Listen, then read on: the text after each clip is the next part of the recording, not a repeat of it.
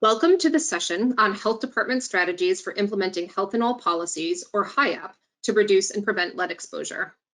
I'm Amanda Reddy, Executive Director of the National Center for Healthy Housing, and we have a really exciting session planned for you today.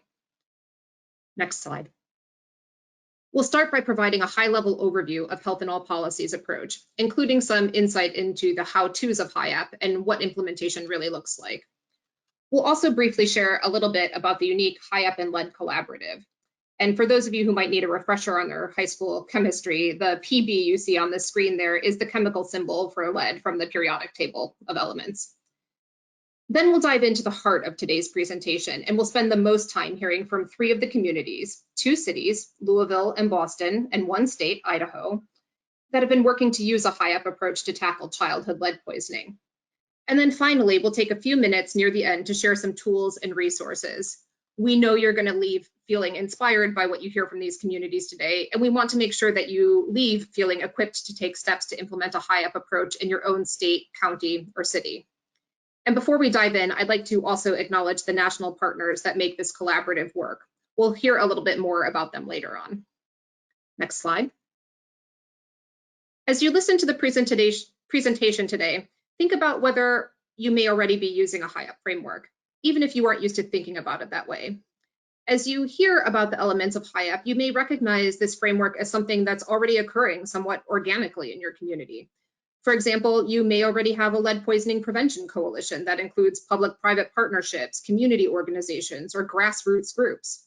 Or you may already be able to identify some examples locally of how a health focus has been incorporated into housing or community development policies. Lead poisoning prevention and the work that many of you are already doing is a great example of how health issues and health policy touches every inch of society. What we'll cover today will be how to use the HiAP framework intentionally for increased collaboration, communication, and outcomes. And as we noted in the agenda, we'll be providing concrete examples of where this is already happening. And with that, I'll turn it over to Audrey Keenan from the National Environmental Health Association to help us kick things off by getting familiar with the concept of health in all policies. Thanks, Amanda. So as Amanda was just saying, you might recognize some of the concepts I'm about to cover, even if you weren't familiar with these more formal definitions that are up on the slide. So here we have a few different definitions of health in all policies, also referred to as HiAP, from 2 of our own organizations, and then the definition from the World Health Organization. And I'm not going to read through each one, but as you look them over, you can see that even though they're slightly different from each other, they're all getting at the same definition and the same concept, which is incorporating health into policy decisions across different sectors. Next slide, please. So now that we have kind of a definition of what HiAP is, we want to understand why we're doing this and what the purpose of it is. Some of the main overarching objectives are to create a safer environment with fewer risk factors, improve health equity, and increase the overall health and well-being in communities. And in order to achieve these objectives, we want to involve and collaborate with different non-health sectors that influence our environments and our health. And some examples of these other sectors would be transportation, planning, or public works departments. And when we're working with these other sectors, the goal is to create a better understanding of the impacts of decision-making processes so that health is being considered during the development, implementation, and evaluation phases of decision-making. And what we want to be thinking about during this process is how a prospective decision will potentially impact population health. And a couple more things to keep in mind when we're thinking about the decision-making processes is that HiAP is an upstream process, meaning that the focus of it is looking forward into the future of decisions and trying to address potential health impacts early in the decision-making process. And the other thing is that HiAP is a comprehensive process, so it's not limited to certain situations. It can be applied to all different sectors, all different stages of policy processes, and all different levels of government, so it's very comprehensive. Next slide, please. So now I want to go over what implementing HiAP actually looks like through 4 phases. And as I go through these, try to think about some of the work and activities your organization does and which one of these phases you might be in. And then think about what the next steps would be to reach that next phase. So the first phase is the informational phase. And this is where the lead agency is doing some of that initial work and identifying partners that have similar values and starting to exchange information with them. The next phase is the consultative phase. And this is where agencies will start leading activities with their partners and working with them and start soliciting input from their partners on health planning. The next phase is the engaging phase, and this is when the partners are starting to become more active and involved and join the lead agency in planning and implementing activities. And the final phase is collaboration between all of the partners when they're all sharing the responsibility throughout planning and implementation. Next slide, please. So to wrap up, these are 7 different strategies for implementing HiAP, and I'm not going to read through each one, but coming up in a few minutes when we hear from our grantees, they will be illustrating their work and how they've utilized these 7 different strategies and also the 4 implementation phases from the last slide. So you'll be able to hear some more concrete examples of these. And while you look over these strategies, I just want to share some other resources that our collaborative has available for you. This 7 strategies fact sheet is housed on NCHH's website, and they go into more detail on each strategy there. And they also have some other detailed fact sheets that are really useful. And then NCHH, ASTO, and NEHA all have other resources and toolkits on HiAP available on their websites as well. NCHH and ASTO have some really great policy guides. And then NEHA also has recordings of a few past webinars they've done on HiAP, and NCHH has recordings of their webinars as well. So please visit all of our web pages to find those resources. And now I will hand it back over to Amanda to share some more about our collaborative. Great, thank you, Audrey. So as you can imagine, the HiAP phases and strategies that we just talked about can be applied to lots of big concepts, such as climate change and environmental health data, but also to specific focus areas like lead poisoning prevention. For the purposes of today's conversation, we're going to focus on lead poisoning prevention as an example, and specifically the efforts of the HiAP and Lead Collaborative, which is a CDC-funded project that brought the National Center for Healthy Housing, the National Environmental Health Association, the National Association of County and City Health Officials, and the Association of State and Territorial Health Officials together to help advance local efforts to both reduce lead exposure and its effects, and to build capacity to use a health in all policies approach for future efforts. And we've been at this together since about 2018. During our first year together, we compiled and created resources to focus on applying HiAP to lead specifically, and recruited the first 3 members of our grantee cohort to begin their work with the national organizations in the collaborative, who supported the communities with coaching and technical assistance actions that were really tailored to their specific needs, as well as the opportunity to learn from each other. Over the last year, that support has continued and expanded to additional grantees, and you can learn more about all of the communities that have been involved and the technical assistance through case studies that are available online, if that is of interest to you. Next slide. While the goal of the collaborative is to advance local efforts to both reduce lead exposure and its effects and to build capacity to use a health in all policies approach for future efforts, we also recognized early on that the type of systems change work we were asking grantees to engage in takes time, certainly more time than the 6 months of the initial project period for each of our communities. So we have focused instead on working with communities to build capacity in those 2 areas, increasing their capacity to implement a HiAP approach, maybe moving from that informational phase to the consultative or engaging phase we just heard about, and taking their lead poisoning prevention work to the next level. We call this type of progress leveling up, and what it's really about is helping communities move towards sustained systems change, converting sporadic action into meaningful and sustained commitment and engagement. And it's really about capturing and taking credit for all of the progress and work it takes to make that transition. Next slide. And boy, have our grantees delivered. The collaborative is supporting 7 health departments this year, 6 local and 1 state health department to advance lead poisoning prevention work. 3 of these grantees, the Louisville Metro Department of Public Health and Wellness, the Houston Health Department, and the Allegheny County Health Department and Women for a Healthy Environment, are working directly with the National Center for Healthy Housing with HiAP support from the other partners and are in their 2nd year of work. Another 3 grantees, the Boston Public Health Commission, the City of Cleveland Department of Public Health, and the City of Milwaukee Health Department, are supported directly by NCHH with specialty coaching in lead from NCHH. And then ASTO is also supporting the Idaho Department of Health and Welfare, who is our first state level member of this cohort. In addition to the grantees that are working on lead poisoning, NCHH is funding 2 state health departments to use HiAP strategies to improve climate-related health outcomes, and 2 local health departments to use HiAP strategies to utilize environmental health data.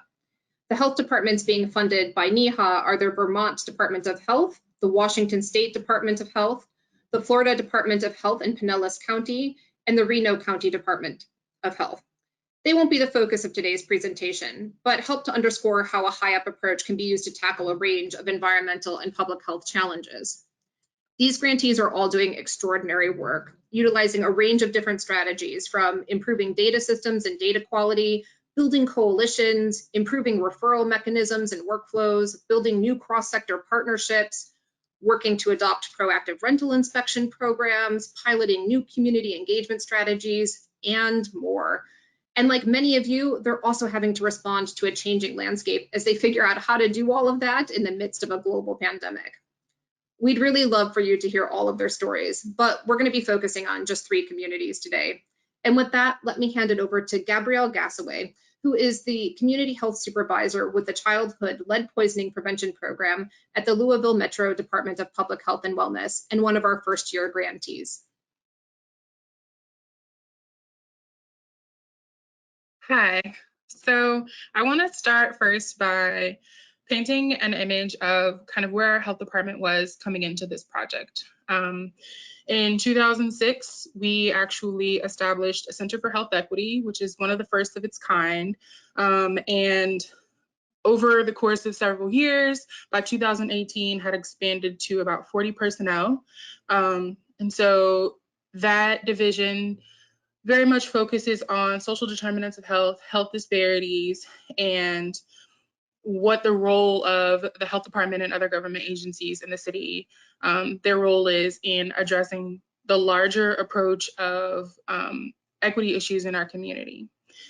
So I then want to kind of move on to point out what the lead burden in our community looks like. So like many other cities across the country, Louisville had redlining practices that have very much shifted Black and other families of color into certain areas of Louisville.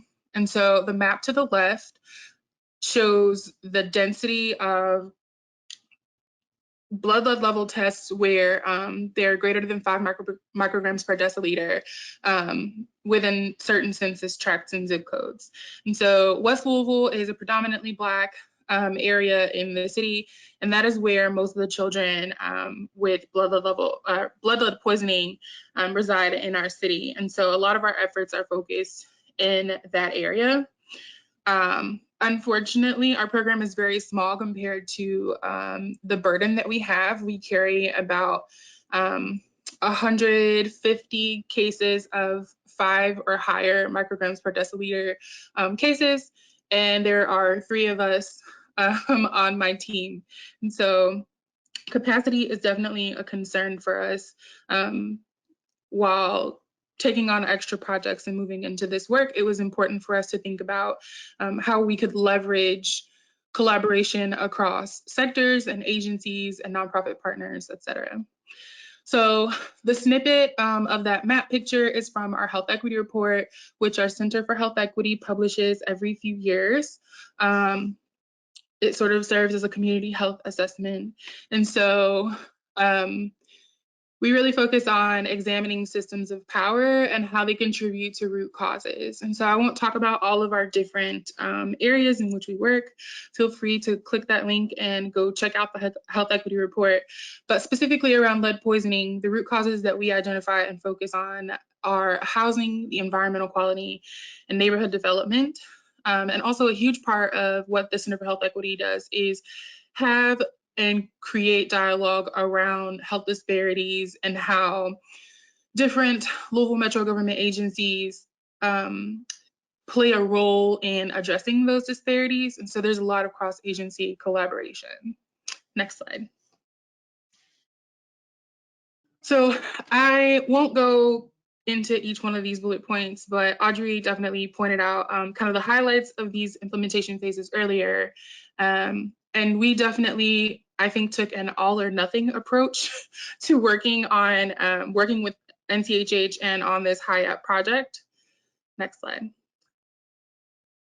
So instead of walking through each of the implementation phases one by one, I decided that I would share with you sort of one of our end goals and how we walked through the implementation phases to get to some of this. And so one of the biggest things I think that was important for us, having mentioned capacity, was how do we build on our relationships to bring light to this problem and to get more people working on this issue. So developing and structuring cross-sector relationships has been a huge part of both years working on this project. And I'll just kind of start by walking through each phase and what that meant for outcomes. So I actually came in at the very beginning of this project, brand new to the city of Louisville. And one thing that was really important for me was building relationships with other organizations and agencies who play a role somehow in the work of my program. So I started out meeting with partners and really building support for what it meant to kind of think about lead poisoning and health outcomes related to that for different groups of people. I met with a water company. I met with our HUD lead hazard control program. I met with local refugee and immigrant agencies, and we started developing relationships and planning to have meetings with all of the partners to bring them together. And so a part of having those one-on-one meetings was also consultative, absolutely bringing attention to housing issues that are causing this problem, and having those conversations on how we can address the problem, but also bring the community into that. We also, so sort of after getting all of the partners together, we started a collaborative, the Lead and Healthy Homes Collaborative, which you'll see over on the right-hand side. That was a huge part of our first year. And once we all got together, we actively participated in some strategic planning about how, as a group, we could work together to address different parts of the problem. So there's educating the community about the problem. There's also educating policy makers about the problem and highlighting how each group of stakeholders can play a role in the work that we are trying to accomplish. We also worked with our lab. We have a lab associated with our local health department to go for a grant through the Association of Public Health Laboratories, which allowed us to get new equipment to increase our testing capacity in our laboratory. So we were able to work on a funding, like a joint funding opportunity as part of this work. Next slide. So I'm going to highlight a few additional strategies that we focused on. Like I said, a huge part of this has absolutely been developing cross-sector relationships. We also did some work focusing on enhancing workforce capacity. Synchronizing our communications and messaging has been a big part of our second year. And then also integrating research, evaluation, and data systems across both years. Next slide. So I wanted to, we did quite a few projects as part of this work, but I wanted to highlight a few from our second year, which I will go ahead and be the first one on the call to mention it. But you know, with COVID-19, it kind of threw a monkey wrench in everything that we had planned. And these are three of the things that I was able to continue doing despite being pulled into other activities because of the pandemic. So synchronizing communications and messaging. Prior to this, I feel like we did not have a unified program message. We kind of have each person who's a part of this work telling the story in their own way and sharing the program's initiatives in their own way, which is not very helpful when you're communicating with providers and families. We need to have a very unified, unique program message.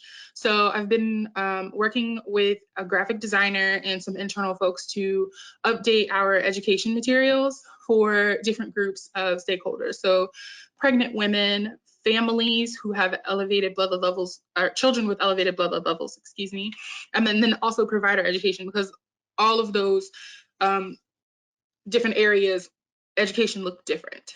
So definitely working to create a unified program message. Something that we did in our first year of the grant was work to enhance our case management database, where we keep all of our follow-up activities and case information for children. And so moving into the second year, it was very important that we sort of enhance our ability to look at the housing information associated with cases. And so when we're doing environmental risk assessments, being able to pull up an address and see whether we've been there before associated with another case, and if maybe a landlord is a repeat offender, so to speak. And so we have worked on hiring a temporary associate to build out a database that can store our housing environmental assessment data to be used for later evaluation, and also data sharing with groups like the HUD Enforcement Office and also our local housing authority and HUD Lead Hazard Control Program led Safe Louisville. So that's been a huge part of our second year. And then the third example that I'd like to share is coming back to this idea of creating cross-sector relationships. So in addition to the relationships that you saw on the previous slide, this year I was able to work with a local arts and health nonprofit to come up with a plan for developing community-inspired communications campaign. And so we're in the middle of that right now. Originally, there was going to be a lot of in-person events and just really being hands-on with community, and that obviously had to change as a result of not being able to be in spaces with folks. But we were able to do some virtual communication and some social distance work with a summer camp with some youth. And so we're working to really have community voice behind the conversation of lead poisoning and what that means in our community. Next slide. So a few key successes. I am so grateful to have had the support to contribute to this sort of community initiative, United Community, using the platform Unite Us. I did not go in detail talking about this earlier, but it is an initiative through our United Way here in Louisville, where many community partners, clinical professionals, and other nonprofit service providers are a part of this, and we are able to refer people. It's a referral management system. And so we use this internally for our program, as well as other groups within the health department and other agencies within Metro to refer clients between each other and then follow up on those. And so that's been a definite help in being able to manage our referrals. The other thing as far as data management and integration is honestly the internal data management. Not having systems that allow us to do our best work, in that we can't really pull data out of them. We have no organization of our data, was really a pitfall. And so being able to create systems that are usable and create ways for us to be able to better evaluate and do quality assurance and quality improvement has been very important. Also, just increased interdepartmental, cross-agency, and community relationship building. Because of the referral system, we've been able to bring in better collaboration with our WIC program and our asthma program. We already had a close relationship with our lead hazard control group, which is Lead Safe Louisville, but being able to work even more closely with them. We've also now created a relationship with our housing authority, which is, I think, very important. And then also some of these collaborations across community nonprofits. Those relationships, I think, are important because they have their own relationship with the community and allow communication with the community to come from someone the community may trust a little bit more than a local government agency. And so I'm really glad that we were able to build some of those relationships. And then just an overall highlight on environmental justice issues. I think bringing the community in and having those conversations with them about these issues to really understand what they are experiencing, what they feel like they need, has been very important. Next slide. So what's next?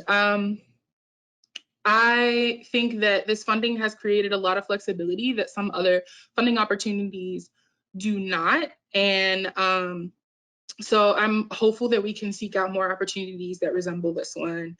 It's been really fantastic to have advice from the National Center for Healthy Housing, as well as NCHH and HO, who have definitely been like right-hand people for me, getting through some of these activities and creating the plans to do these activities. And along with the flexibility, the innovation that this funding has brought has been amazing. And so again, just looking for more opportunities like this to help continue this work, I think is something that we'll definitely be doing. And so as we talk about some of the things that are going to come of having better data integration and better relationships, I look forward to being able to improve our enforcement activities and what that looks like for the community, as well as being able to evaluate, what impact our program is having or not having. Also, not just focusing on lead, but having the ability to think on a broader healthy homes perspective is something that we've been in conversations about. So bringing asthma in more closely and thinking about all of the issues that go into what makes a healthy home. Also, continuing conversation with community and engaging them and finding ways to make sure that they have resources for what they need around these issues. And some challenges, just a couple before I wrap it up, is staff capacity continues to be an issue. While this funding was flexible and did create the opportunity for us to do a lot of new things, it is not the type of funding that allows us to create staff capacity, which when you talk about adding activities or growing or doing a lot of these activities, it takes capacity to do that work. So that's definitely still a challenge that we'll continue to face, I'm sure. And sustained community engagement. We started the conversation and we've started building those relationships, but being mindful that it takes a lot of work to continue that and keep it going over time. And I think that's my last one, so I will hand it back over to Amanda. Thank you, Gabrielle. Next, we'll hear from Stephanie Seller, who is the Program Supervisor for the Environmental and Occupational Health Division at the Boston Public Health Commission.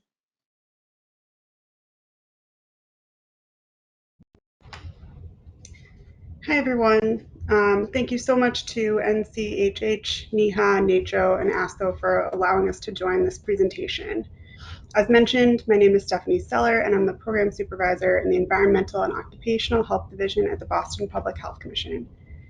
Boston is New England's largest city with almost 700,000 residents. 16% of Boston residents are under age 16, and 5% are under age 5.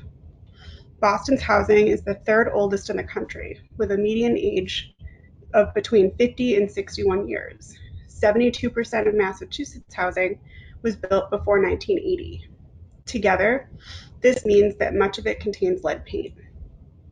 Many of the same neighborhoods disproportionately burdened by lead hazards, neighborhoods with majority residents of color or neighborhoods with higher than average low-income residents, have higher rates of asthma, illegal dumping, violence, hazardous businesses, substandard rental housing, and foreclosures. These neighborhoods were also the same ones targeted by redlining and that experienced white flight. Lead poisoning is defined by the state of Massachusetts as a blood lead level of 10 micrograms per deciliter or higher. The prevalence of lead poisoning in Boston has declined to under 0.5%, but Boston still has one of the highest rates of elevated blood lead levels in the state. The Boston Childhood Lead Poisoning Prevention Program was founded in 1971 with the mission to eliminate lead poisoning in the city of Boston. Program staff inspect properties to identify lead hazards, enforce the Massachusetts lead law, provide environmental, educational, and medical case management, home visits, and connection to services, hold trainings for property owners and their agents on performing moderate risk de-leading to bring their residences into compliance with the Massachusetts lead law, and trainings for contractors on how to properly contain lead when renovating. And finally, they provide educational outreach to individuals and organizations about lead hazards and available resources. We have a long history of collaborative and health and all policies work. Beginning in 1994, we formed the Lead Action Collaborative, which developed a lead action plan for Boston. In 2012, Boston participated in a Health and All Policies task force, which created priorities to incorporate health equity in street design, housing developments, building projects, and park planning. In 2014, we participated in a lead summit and set 5-year goals updated from a prior lead summit. In 2018, the Health and All Policies Task Force reconvened to integrate health and racial equity assessments into policy planning in support of Imagine Boston 2030. And now, beginning in 2019, we've been participating in a NCHH-funded project focused on integrating a health and all policies approach to lead policy and program planning and assessment. Next slide, please. So for this project, we are in the engaging and collaborative phases of the Health and All Policies implementation. And on the next slide, I'll go into that in a little bit more detail. Next slide, please. So we call our Health and All Policies project Community Action on Lead Project, or CAL project for short. For our project, we're engaging in a collaborative stakeholder process to identify gaps and needs in current lead poisoning programs and policies and to identify strategies to fill the identified gaps and meet needs. For our project, we recruited stakeholders, including city agencies, housing advocacy groups, contractors, property owners, parents of children with lead poisoning, academic faculty, and researchers, advocacy organizations, attorneys, and legal aid organizations. We had originally planned to hold 3 in-person meetings with stakeholders to gather their feedback and input. We held 1 in-person meeting in February, and we're supposed to hold our 2nd and 3rd meetings in April and June, respectively. But we will now be holding our 2nd and 3rd meetings virtually this fall due to the ongoing COVID-19 pandemic. We want to engage with as many stakeholders as possible, particularly our key stakeholders like parents, contractors, and property owners. So we are also conducting interviews and reaching out to key stakeholders to complete surveys in lieu of interviews or attending meetings. This work will culminate in a written report, a 5-year roadmap of sorts, outlining recommendations for policy and programmatic changes. It will detail identified needs and identified recommendations to fill those needs and further prevention efforts. Beyond a report, we also intend to expand and improve on coordination of service delivery to families affected by lead, including improved referrals, collaborative case management, joint service delivery, increased workforce capacity, and the involvement of non-traditional partners. We plan to continue collaborative work with stakeholders to review progress, identify next steps, and advocate together for policy change. In the long term, we hope that these efforts will demonstrate success through decreased incidence and prevalence rates of elevated lead levels in children. Next slide, please. Of the 7 health and all policy strategies, we have been applying 4 of them. We have been developing and structuring cross-sector relationships, enhancing workforce capacity, synchronizing communications and messaging, and incorporating health into decision-making processes. Next slide, please. We're developing and structuring cross-sector relationships by rekindling old relationships, maintaining current relationships, and identifying new relationships with partners through the stakeholder group we formed. We're enhancing workforce capacity by identifying strategies for cross-referrals and collaboration. Based on input received so far, our report of recommendations and roadmap for the future will likely indicate staff training on lead and lead poisoning, particularly with non-traditional partners.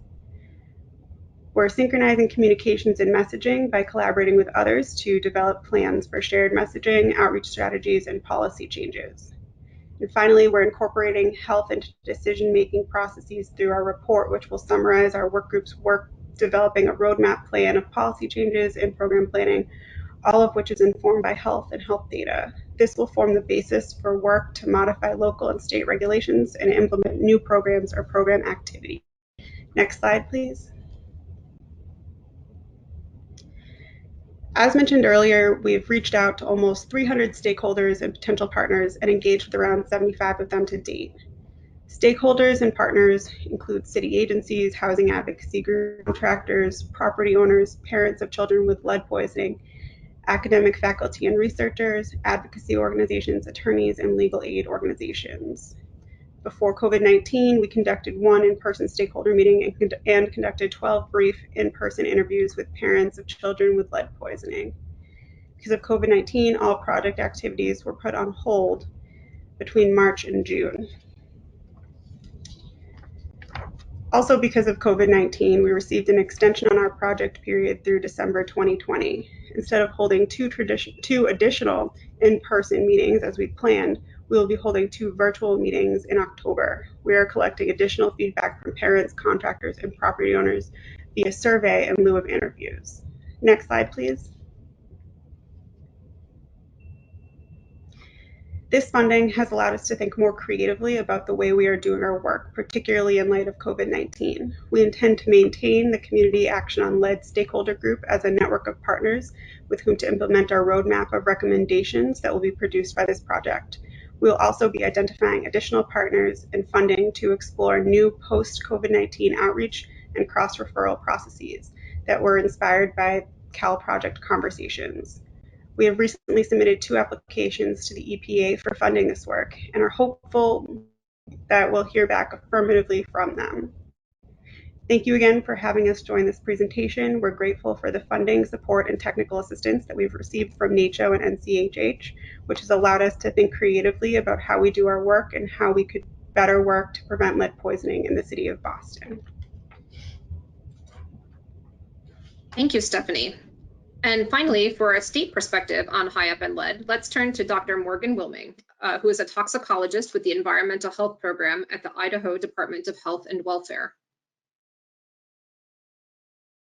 Hi, thank you everyone, and thanks for the invitation to present on this webinar. I know our program is really excited to share the work that we've been able to do with this funding and talk a little bit about lead exposures in Idaho. And so to start off, Idaho is it took a little bit of a different approach compared to some of the other municipalities or states that have used this funding. And our state does not have a childhood lead poisoning prevention program currently. And so the state only receives data on reportable blood lead levels, which for children below 5 micrograms per deciliter or adults over 10 micrograms per deciliter. However, we do know that there are lead exposures occurring in the state, maybe for slightly different reasons compared to other states or cities. Idaho doesn't have the same proportion of older housing stock that we heard just about in Boston, for example. But we do have a lot of lead exposures that potentially occur from historical mining activities. Idaho has over 9,000 mining-related contaminated sites. Not all of those have lead exposure concerns, but many do. One example of that is the Bunker Hill Mining Superfund site, which is located in northern Idaho, east of Coeur d'Alene in the Silver Valley, and that is one of the largest Superfund sites in the country. And there's concerns, over the past several decades, it has been undergoing lots of remediation for the communities in that area, but has historically had some of the highest blood lead levels in the country due to those kind of recreational and mining related exposures. And so over the communities there receive lots of lead education and outreach, and remediation efforts have overall reduced a lot of the lead exposures. However, the communities there do still see exposures from recreational activities, from contaminated soils and dust. And an example of some of the outreach messaging is the picture you see on this slide, the Play Safe messaging, which was developed in coordination with the Idaho Department of Environmental Quality, as well as the local Panhandle Health District, which really tries to encourage people to take behaviors to reduce exposure when they do recreate in those areas. So next slide, please. And Idaho, contrary to much popular belief, is actually 60% public land and not 60% potatoes. And so recreational activities are extremely important kind of for Idahoans across the state. And there's nearly 300,000 hunting licenses sold annually. And the Idaho Department of Fish and Game estimates that about 16% of people in Idaho are hunting. And kind of when we think about those populations, we know there's potential for lead exposure from people that are consuming wild game meat that was hunted with lead ammunition, for people that participate in bullet reloading or casting, which if you're not familiar with that, that's essentially people will kind of make their own lead bullets, and they can often melt down lead and use that to mold and cast bullets, or reloading lead shot and things like that for hunting. As well as a lot of shooting ranges in Idaho, both indoor shooting ranges as well as kind of dispersed or outdoor shooting ranges on public lands often allow for that. And so there's potential lead exposures for both children and adults that are consuming wild game meat or participating in hunting activities, or for people in their homes that might be bullet casting. There's potential exposures there. And we noticed that in Idaho, there is definitely a gap in this available messaging regarding recreational lead exposures. And so we thought it would be a great idea to take this opportunity for the HiAP funding to develop messaging for this and work with our partners to be able to share kind of tips and ways that people in Idaho can keep themselves safe, as well as kind of outreach to more rural populations that often don't receive the same messaging regarding lead exposures. So next slide, please. And so as an example of our implementation phases, we primarily have been focused on the informational phase in terms of kind of identifying messaging regarding recreational lead exposures that we would like to share and what might be effective, as well as working with relevant stakeholders. And I'll talk about that a little bit on the next slide, please. Our overall goal was then to develop and share these resources focused on lead-safe recreation in order to reduce lead exposures. We decided to develop a series of lead fact sheets that each focus on different types of these lead exposures. And then our plans to conduct some kind of trainings or attend relevant outreach events. Obviously, those plans have shifted a bit, but we still want to provide information to partners and stakeholders regarding how to effectively message safe recreational activities. And in Idaho in general, it's just really important for us to build that engagement with stakeholders. We don't have a lot of regulatory capacity to force people to, make changes, but we do want them, to take personal choices that they can do to reduce lead exposures. And so we really wanted to hear from our partners about feedback on, what kind of messaging would be most valuable to them.